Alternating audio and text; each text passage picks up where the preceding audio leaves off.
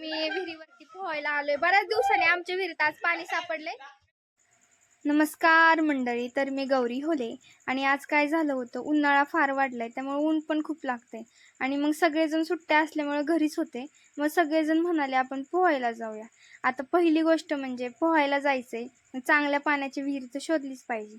मग आम्ही सगळेजण मिळून निघालो पाण्याच्या विहिरीच्या शोधात. तर आमची ना एक विहीर आहे, तर मग सगळेजण म्हणाले आपण विहिरीतच पोहूया.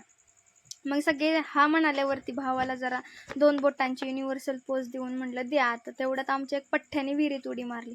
पण पाण्याची पातळी जरा खोल पाहून काकी म्हटल्या मला ह्या विहिरीत पोवायचं नाही.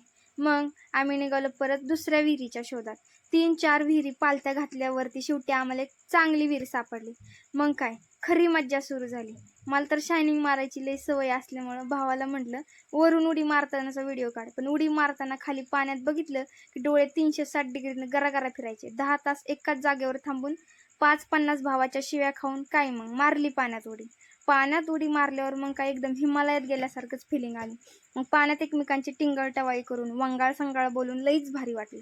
नीट पोहायला येत नसताना 2-3 पाण्यात गटकळ्या खाऊन पहिलीच्या 50 पाण्यात पोहण्याचे प्रयोग करून एकदम प्रो लेवलचं पोहायला आल्यासारखं वाटलं आणि मग खूपच मज्जा करून गेलो मग परत घरी झोपा खायला.